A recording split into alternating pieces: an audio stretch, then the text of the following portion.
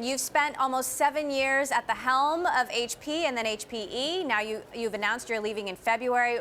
Why is now the right time to leave HPE for you and for the company? Well, I've led a transformation that might be one of the biggest transformations in global business history. From a single company, enormous company that was really facing a lot of challenges to 4 very nimble, agile companies with Hewlett Packard Enterprise, the one that I still run, really well positioned for the future. And this has been in the works for some time, and just decided that, it's right for the next generation of leaders to take Hewlett Packard forward. And as you know, Emily, you and I have talked before, I'm a big believer in the right person in the right job at the right time. And I think Antonio Neri is going to be a fantastic next CEO. So why do you think Antonio is the guy for the job, somebody who's been there for decades? Well, I have said from the beginning of my tenure at Hewlett Packard Enterprise, the next CEO of this company needed to come from the inside. When you come from the outside, which I did, the length of time it takes to understand the people, the products, the culture, the market, it takes a long time. And Antonio and I have crafted the strategy for Hewlett Packard Enterprise together. He will now execute that strategy as a standalone company. And he's a deep technologist. And the next CEO, I think, needs to be a deeper technologist than I am. Listen, you will recall, I'm more of a consumer technologist. I had to learn enterprise technology in his bones, 22 years. He is an enterprise technology executive. And I think he's going to take this company to a place I never dreamed I could.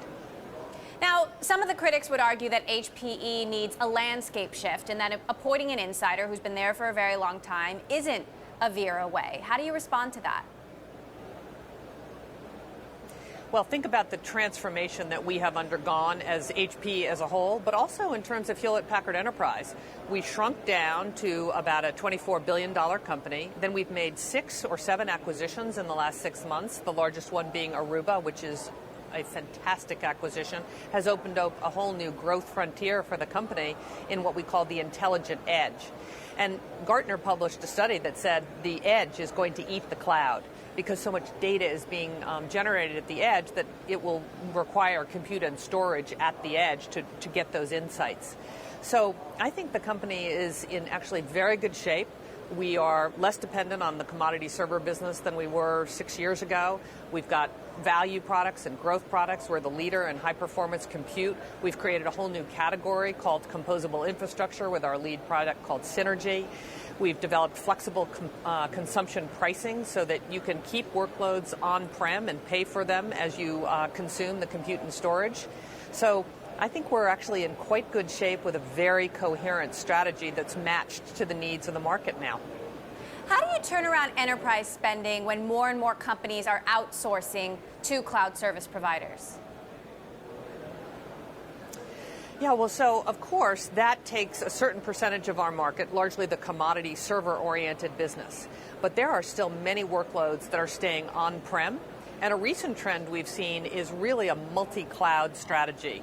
Some workloads might be in a public cloud, maybe multiple public clouds. Some might be in a managed service provider. Some will remain on-prem. And we've seen some companies moving workloads back on-prem because it's gotten so expensive in the public cloud. So what we have to do is enable a hybrid IT solution for customers and helping them figure out what the right mix is where their workloads should live. And that's a capability that we're growing. We acquired a company called Cloud Technology Partners. That's what Cloud Technology Partners does, is help companies figure out where those workloads should go. And we need to enable the future. And then, of course, the edge is as much pressure as the data center is under. The edge is not, and the edge is growing like a weed. And when you say that data is going to eat the cloud, what exactly do you mean by that? The edge is going to eat the cloud. So what's happening is there is an explosion of data at the edge. And my definition of edge is anything that is not your data center. So think about sensors in jet engines, sensors in hospital beds, sensors in irrigation equipment. There's tremendous data being generated at the edge on every factory floor. And that data is being generated, and the companies want real-time insights from that data and the ability to make real changes to what they're doing on the factory floor or a North Sea oil rig or a hospital bed right then and there. And what's happening is the consumer insights and the industrial insights are now happening at the edge as opposed to in the data center, and it's dragging along compute and storage.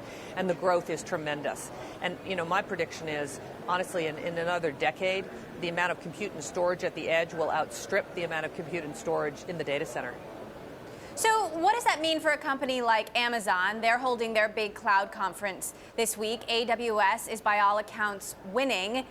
How much growth is there still left in these on-premise businesses, and how much does Amazon run away with the market? Yeah. So listen, the public cloud has been very successful and has created a whole new market. And there is technology innovation there. There's also business model innovation. And so what we have to do is enable a multi-cloud hybrid IT world, because I do believe the world is going to be hybrid. I don't think every application and every workload is going to move to the public cloud. Some applications are too expensive to move. For industries that are highly regulated or in industries that require a lot of compliance, that security is a big issue, they're going to want to keep those workloads on-prem. So our job is to create the environment where you can have an on-prem private cloud at public cloud-like economics, but you get the security and the control and the customization that you thought was a great idea in the public cloud. And we've made a lot of progress towards that. But I think it's going to be a hybrid world. I think every company will have some workloads in the public cloud and some workloads in different instantiations.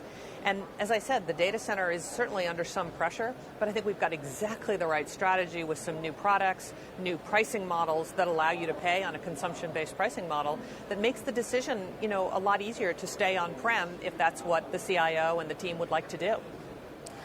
Autonomy was a big acquisition that went bad for the former HP, done before your time. Has that put a big chill on M&A that's a little bit outside the wheelhouse, or do you think HPE will still be creative when it comes to thinking about doing deals? Yeah. Well, listen, I think the company did have some post-traumatic stress syndrome after the Autonomy acquisition, and we didn't make any acquisitions until Aruba. And Aruba, we had to be very thoughtful. We probably took due diligence to an extreme in Aruba. I remember saying to Damor and Kirti Mulkati, I'm sorry about this, but you are the first acquisition after Autonomy, so it's going to feel pretty tough, I think. But Aruba's been an incredible acquisition for us. And I think we've gotten our momentum back around M&A. We've made 6 or 7 very successful acquisitions. Aruba's been fantastic. SimpliVity, Nimble, Niara, Cloud Technology Partners. So I think we now know what acquisitions work for us.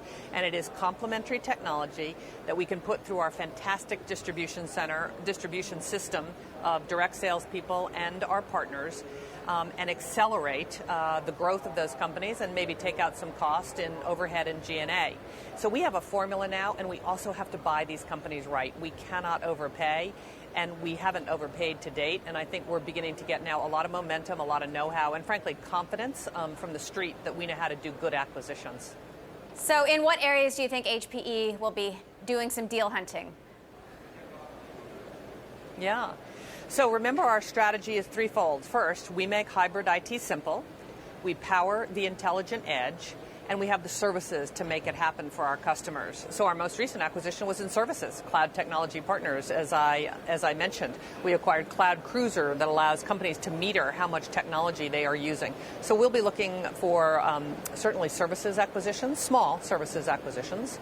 Then something may come up in the intelligent edge or IoT that's particularly germane to our view of that. We've made a couple of acquisitions for Aruba, Niara, which is behavioral analytics that help with security. Rasa Networks is another one.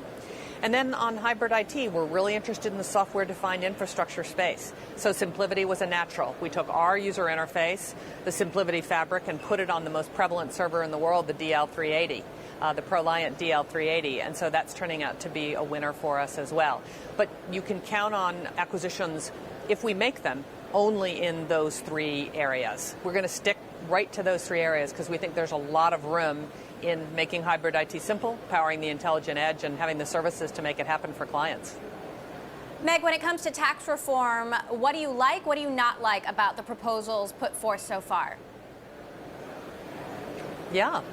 Well, listen, I think we appreciate the reduction in corporate tax rates, although we pay below 35%, as do most U.S. corporations, but it will help on the margin for sure. We like the territorial tax system where we could bring cash that is trapped overseas back, and we would make investments either in the United States or return cash to shareholders, which is also good for the economy. So there's a lot that we like about it. I think being a Californian, it's going to be challenging for people who live in California, New York, New Jersey, if that state income tax deduction against your federal return is lost.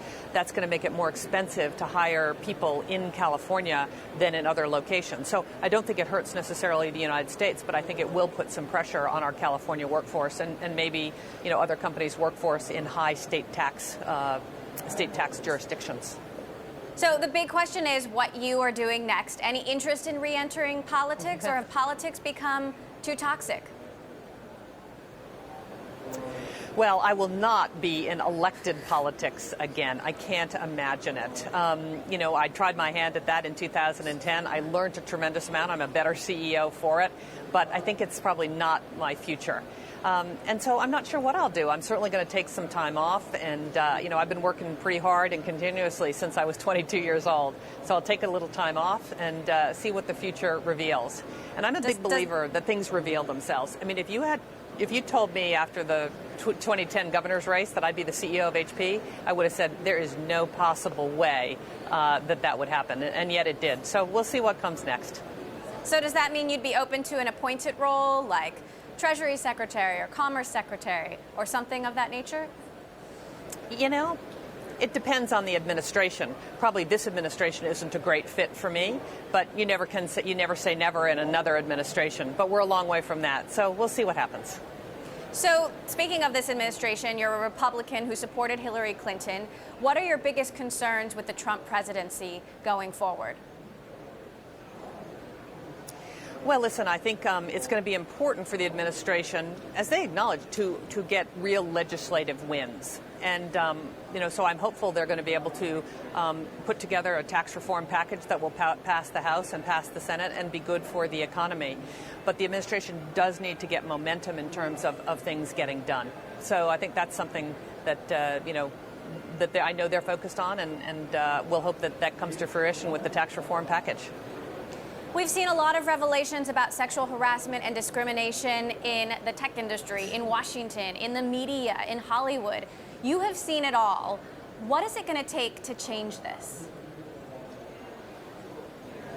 Well, we may be at a tipping point here. I don't know about you, but in my long career, I've never seen anything quite like the environment where now women are much freer to speak up than perhaps they ever were in my professional career.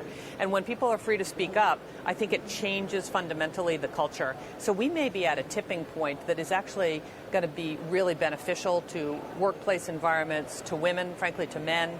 So I'm hopeful that this is one of those things that, every once in a while in history, there's something big that happens that changes the culture, and I'm hopeful that this is it.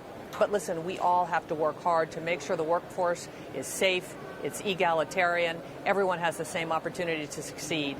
And I think perhaps everyone has recommitted to that, given what's happened in the last couple of months. You were up for the top job at Uber, and now I'm sure you see from afar they still have a lot of issues to iron out. There's a massive hack attack that they covered up for a year. Do you think you dodged a bullet there, or do you have hope for a real cultural turnaround at that company?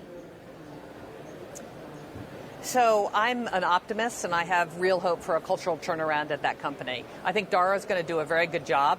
He's got a big challenge on his hands, but I think he's a capable executive. And the service is remarkable in many ways. It's got network effects. And so I'm a believer that, culture change can happen. And obviously, very different challenge at Hewlett Packard. The bones of this company are incredible. But we had to make culture change. We had to be faster. We had to be more nimble. We had to be current in how we did our technology development. And we were able to do it. I will say that the founder DNA was incredible at this company, but I think it's living proof that that leadership and tone from the top can change culture. So I wish Dara the very best. So what's the likelihood we'll see you back in an operating role in technology, and if so, where? I honestly don't know. There's, as I said, I'm going to take some time off, see what reveals itself. And I'm a little more cautious this time because you might remember when I left eBay, I said, I will never be another CEO. I mean, if you've been the CEO of eBay, why would you ever be another CEO? And I ended up as CEO of Hewlett Packard. So I'm a little more cautious about never saying never. But we'll see. We'll see what happens. There's lots of interesting things going on in California and Silicon Valley. And we'll see what reveals itself. All right, Meg Whitman, HPE CEO for 2-3 more months. Meg, as always, thank you so much for joining us here on Bloomberg. Well, thank you very much. Great to talk with you.